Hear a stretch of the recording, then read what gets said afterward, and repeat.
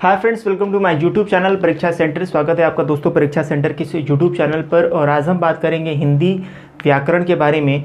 जो आने वाले सुपर टेट यूपी में जितने भी सुपर टेट के तैयारी करने वाले छात्र हैं, या यूपी में अभी 5200 लेखपाल पद की भर्ती आ रही है, उसके लिए तैयारी करने वाले जो भी विद्यार्थी हैं उनको हिंदी की जानकारी, हिंदी व्याकरण की जानकारी बहुत ही महत्वपूर्ण होती है उनके एग्ज़ाम पॉइंट व्यू से।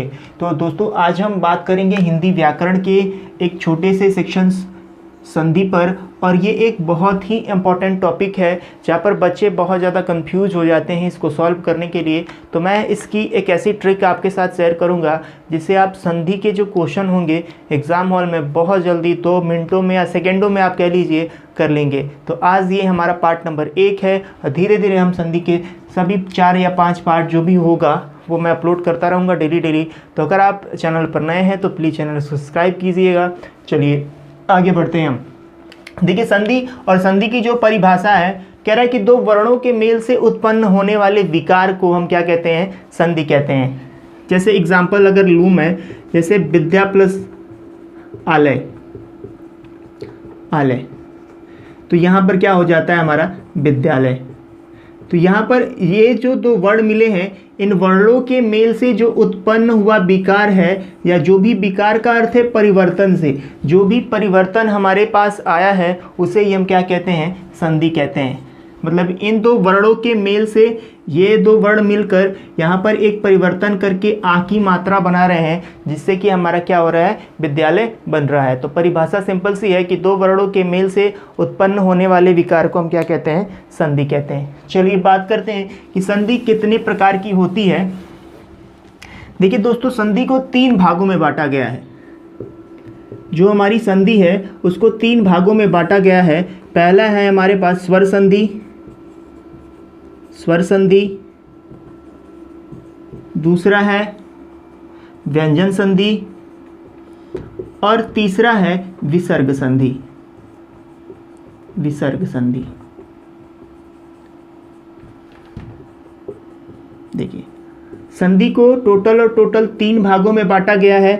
फर्स्ट नंबर है स्वर संधि का, सेकंड नंबर पर आती है हमारी व्यंजन संधि और थर्ड नंबर पर आती है क्या? विसर्ग संधि। और आज के इस वीडियो लेक्चर में हम बात करेंगे स्वर संधि के बारे में। स्वर संधि किस प्रकार का क्वेश्चन लेकर आती है हमारे एग्जाम में, या स्वर संधि क्या है, इसमें क्या होता है, इस पर हम अभी तुरंत चर्चा करने वाले हैं। चलिए दोस्तों, अभी मैंने एक वादा किया था कि मैं आपको ऐसा ट्रिक दूंगा जिससे कि आप सारे भी क्वेश्चन क्या कर लेंगे?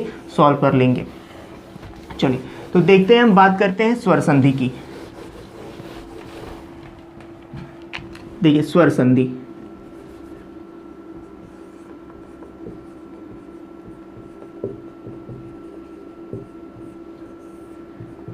देखिए स्वर संधि, जब 2 स्वरों के मेल से उत्पन्न होने वाले विकार को, अभी हमने संधि की परिभाषा में वर्णों के बारे में बताया था कि 2 वर्ण किसे कहते हैं? आपको पता होगा, वर्णमाला आपने पढ़ी होगी, ठीक है, तो वहां पर हम वर्ण कहते हैं। लेकिन जो हमारे पास 11 जो स्वर हैं, ठीक है, कौन कौन से 11 स्वर होते हैं?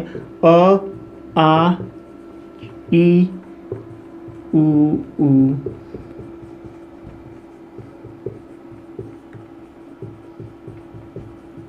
ठीक है, इनके मेल से, केवल इन 11 स्वरों के मेल से उत्पन्न होने वाले विकार को हम क्या कहते हैं? स्वर संधि के नाम से जानते हैं। ठीक है, तो स्वर संधि की परिभाषा क्या हो गई कि स्वरों के मेल से उत्पन्न होने वाले विकार को स्वर संधि कहा जाता है। स्वरों के मेल से, स्वरों के मेल से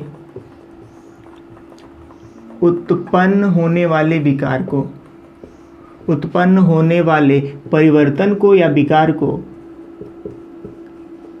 परिवर्तन को स्वर संधि कहते हैं। ठीक है दोस्तों, तो दोनों ही परिभाषाएं आपको याद हो गई होंगी, आप समझ गए होंगे कि जहाँ पर भी वर्णों की बात की जाए, केवल और सभी वर्ण, या उसमें वर्ण में अ आ ई आता है, क ख ग घ आता है, उन सभी की अगर बात की जाए तो उसे हम क्या कहते हैं? संधि कही जाती है। लेकिन केवल और केवल 11 स्वरों की केवल बात कर दी जाए तो केवल और केवल उसको क्या कहते हैं? हम स्वर संधि कहते हैं। तो स्वर संधि मतलब कि स्वरों के मेल से उत्पन्न होने वाले विकार को हम क्या कहते हैं, स्वर संधि के नाम से जानते हैं। जो हमने पहला एग्जाम्पल लिया था विद्या प्लस आलय। देखिए यहाँ पर प्लस के चिन्ह के इधर यहाँ पर भी आ की मात्रा लगी हुई है और यहाँ पर इसके बाद भी आ की मात्रा लगी हुई है। देखिए ये एक क्या है, स्वर है, और ये भी एक क्या है, स्वर है। दोनों ही क्या है हमारे, स्वर हैं। ये भी स्वर है और ये भी स्वर है, और इसके बीच में क्या है, प्लस का चिन्ह है। तो जब भी दो स्वरों के मेल से उत्पन्न हो रहा है विकार, यहाँ पर इन दो स्वरों के मेल से उत्पन्न होगा क्या, विकार या परिवर्तन। तो हम विद्यालय को कौन सी संधि कह सकते हैं, ये कौन सी संधि है, स्वर संधि है। ठीक है दोस्तों, तो चलिए अब हम बात करते हैं कि स्वर संधि में कितने प्रकार होते हैं, क्या क्या होता है स्वर संधि में, इसकी चर्चा मैं कर रहा हूं आपके साथ। चलिए देखिए, स्वर संधि 5 प्रकार की होती है। स्वर संधि 5 प्रकार की होती है, इसके 5 भाग। पहला है दीर्घ संधि, दीर्घ संधि। दूसरा है हमारे पास गुण संधि, गुण संधि। तीसरा है हमारे पास यड़ संधि, थर्ड नंबर पर आता है वृद्धि संधि, वृद्धि संधि। और फोर्थ पर आता है यड़ संधि, यड़ संधि। और फिफ्थ नंबर पर आता है, देखिए ये फर्स्ट, सेकंड, थर्ड और फोर्थ। और फिफ्थ नंबर पर आता है हमारे पास अयादि संधि, अयादि संधि।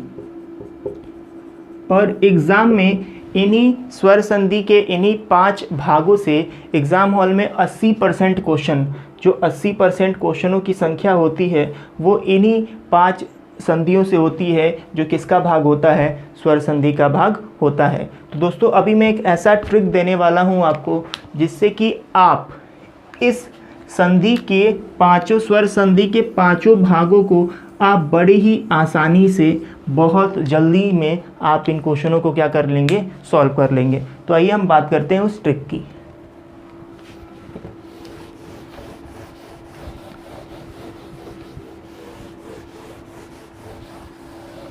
चलिए, स्वर संधि को पहचानने के लिए जो ट्रिक है, उसके लिए आपको एक रूल फॉलो करना होगा।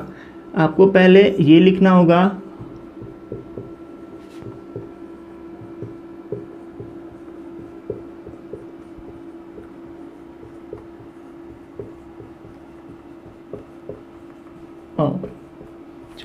देखिए यहाँ से ये जो पार्ट नंबर 1 है, इसे हम यहाँ तक कहते हैं पार्ट नंबर 2। ध्यान देने जो की बात है, ये पूरा क्या है, पार्ट नंबर 2, और ये क्या है, पार्ट नंबर 3। ध्यान दीजिए, अ और बड़ी आ, इनको हम पार्ट नंबर 1 कहते हैं। ई से री तक का पार्ट नंबर 2 कहलाता है, और ए से ओ तक को क्या कहते हैं, पार्ट नंबर 3 कहते हैं। अब बात करते हैं कि हमने दीर्घ स्वर संधि के 5 भाग जो पढ़े हैं। पहला क्या है, दीर्घ संधि, ठीक है। दूसरा था, बताइए दूसरा क्या था, गुण संधि, गुण संधि। तीसरा था वृद्धि संधि, वृद्धि संधि। चौथा था यड़ संधि, जड़ संधि। और 5 नंबर पर था हमारा अयादि संधि, अयादि संधि।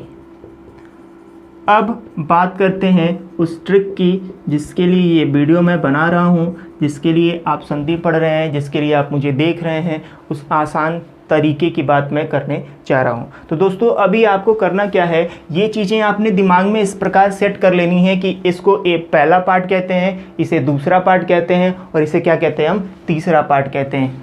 अब यहाँ पर जो दीर्घ संधि का जो ट्रिक है, इसमें पहला पार्ट प्लस पहला पार्ट ही आएगा हरदम। मतलब कि पहले पार्ट के साथ पहला पार्ट ही आएगा, या दूसरे पार्ट के साथ क्या आएगा, दूसरा पार्ट आएगा, या तीसरे पार्ट के साथ क्या आएगा, तीसरा पार्ट आएगा। पहले पार्ट के साथ पहला पार्ट अगर आता है तो हम क्या कहेंगे, उसे दीर्घ संधि। दूसरे पार्ट के साथ दूसरा पार्ट आए तो भी हम क्या कहेंगे, उसे दीर्घ संधि। तीसरे पार्ट के साथ तीसरा पार्ट आए तो भी हम क्या कहेंगे, उसे दीर्घ संधि। एग्जाम्पल के माध्यम से समझते हैं हम। वही पहला एग्जाम्पल लेते हैं हम। देखिए विद्या प्लस आलय, विद्या प्लस आलय, इसी एग्जाम्पल के माध्यम से हम समझ जाएंगे दीर्घ संधि को। अब आप ये बताइए कि यहाँ पर कौन सी मात्रा लगी हुई है, यहाँ पर आ की मात्रा लगी हुई है, और यहाँ पर कौन सी मात्रा लगी हुई है, आ की मात्रा लगी हुई है। ध्यान देने जो की बात है यहाँ पर, देखिए विद्या में आ की मात्रा लगा हुआ है और यहाँ पर पहले क्या है, आ की मात्रा है। अब इसके पार्ट को अगर चेक करें हम, सॉरी लाइट, देखिए पार्ट, तो ये पार्ट नंबर 1 का हिस्सा है और ये भी क्या है, पार्ट नंबर 1 का हिस्सा है। और जब भी दोनों तरफ प्लस के इधर और प्लस के उधर, प्लस के बाईं तरफ या प्लस के दाईं तरफ अगर केवल एक ही पार्ट, मतलब या तो एक एक आया हुआ है, देखिए एक का पार्ट है क्या, आ, और इसी एक का पार्ट क्या है, आ, तब ये एक और एक मिलता है तो इसे हम क्या कहते हैं, दीर्घ संधि कहते हैं। तब हम इसे क्या कहते हैं, दीर्घ संधि के नाम से जानते हैं। बात समझ में आई। देखिए एग्जाम्पल नंबर अगर हम 2 बात करें, देखिए एग्जाम्पल नंबर 2 की बात कर रहा हूं मैं दीर्घ संधि के लिए, आपको समझ में आया। देखिए एग्जाम्पल नंबर 2 अगर बात करें हम, देखिए भू प्लस उर्मी, भू प्लस उर्मी, देखिए भू प्लस उर्मी लिखा हुआ है, तो यहाँ पर इस भू को हम क्या कहते हैं, ये कौन सा पार्ट है, ये ऊ की मात्रा है यहाँ पे, बड़ी ऊ की, और यहाँ पर क्या है, छोटी ऊ की। देखिए भू में ये बड़ी ऊ की मात्रा लगी हुई है और इस ऊ में क्या लगी हुई है, छोटी ऊ की मात्रा लगी हुई है। अब आप चेक करिए, आप चेक करेंगे तो ये दूसरे पार्ट का हिस्सा है, मतलब इसके नीचे भी 2 और इसके नीचे भी 2, और जब भी प्लस के बाईं तरफ और प्लस के दाईं तरफ पार्ट केवल बराबर हो, 2 और 2 ही आ रहा है, मतलब कि कौन सी संधि होगी, दीर्घ संधि। मतलब कि भू प्लस उर्मी कौन सी संधि है, दीर्घ संधि का भाग है। दोस्तों मुझे लगता है आपको बातें समझ में आई होंगी। अगर आपको कहीं दिक्कत होगी इसमें तो आप मुझे कमेंट बॉक्स में बताइएगा। चलिए हम बात करते हैं अगले ट्रिक की। अगला ट्रिक है हमारा गुण संधि के लिए। देखिए गुण संधि के लिए जो अगला ट्रिक है कि 1 + 2 = 3, 1 + 2 = 3, या इसे हम कहेंगे क्या, गुण संधि। ठीक है। आगे अगर वृद्धि संधि की बात की जाए तो 1 + 3 = क्या, 3, इसे हम क्या कहेंगे, वृद्धि संधि, वृद्धि संधि। और अगर हम जड़ संधि की बात करें तो 2 + कुछ भी, 2 + कुछ भी बराबर क्या होगा, यड़ संधि, जड़ संधि। और अयादि संधि की बात करें तो 3 + कुछ भी बराबर अयादि संधि होता है। दोस्तों अब आपके सामने जो स्वर संधि के जो 5 भाग हैं उसकी ट्रिकें मैंने लिख दी हैं। पहला ट्रिक था कि पहले पार्ट एक के साथ पहला ही पार्ट आएगा, अगर दूसरा पार्ट है तो उसके साथ दूसरा ही पार्ट आएगा, अगर तीसरा है तो तीसरे के साथ क्या आएगा, तीसरा ही पार्ट आएगा। मैं इसमें और भी कुछ बताऊंगा आपको दीर्घ संधि में, तब तक के लिए आप इन ट्रिकों को आप क्या करेंगे, याद कर लेंगे। ठीक है। गुण संधि की बात की गई तो 1 + 2 = क्या, 3 बराबर क्या हो जाता है, गुण संधि। वृद्धि संधि की बात करें तो 1 + 3 = क्या, 3। जड़ संधि की बात करें तो 2 + कुछ भी बराबर जड़ संधि, और अयाद संधि की बात करें तो 3 + कुछ भी बराबर अयादि संधि। ये थे स्वर संधि की ट्रिक। इन ट्रिकों पर मैं अगले वीडियो में आपके साथ बात करूंगा। तब तक के लिए आप चैनल के साथ जुड़े रहिए।